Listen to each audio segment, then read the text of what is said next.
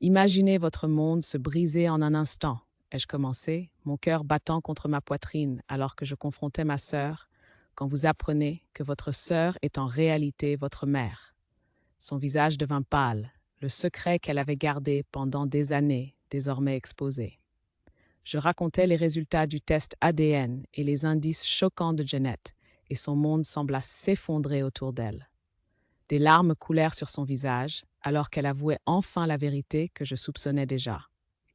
Elle avait 15 ans, ivre à une fête, et fit une erreur avec un homme qui se souciait plus des drogues que d'elle ou de tout enfant potentiel qu'ils auraient pu concevoir.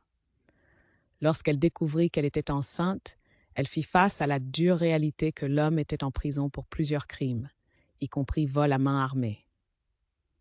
Nos parents, au lieu d'offrir leur soutien, la réprimandèrent sans relâche. On lui dit qu'elle avait apporté la honte à la famille et qu'il n'aiderait pas à élever le bébé. On s'attendait à ce qu'elle travaille pour subvenir à ses besoins et à ceux de son nouveau-né.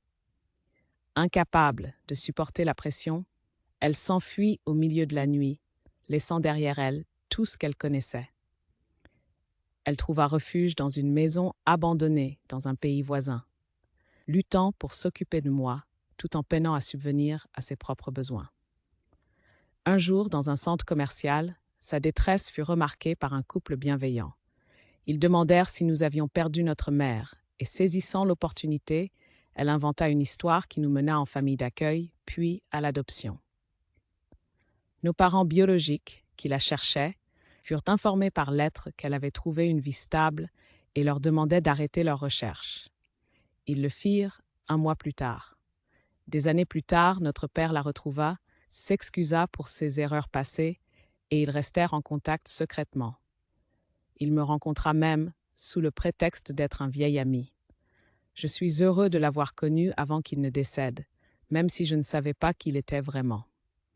Notre famille adoptive, ignorant la vérité, nous a offert le foyer et l'amour dont nous avions besoin. En entendant son histoire, une vague de compréhension m'envahit. Je lui dis que je comprenais pourquoi elle avait fait ce qu'elle avait fait.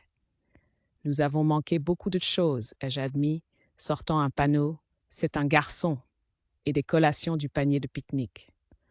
Nous nous sommes embrassés, avons regardé un film et célébré le lien unique que nous partagions.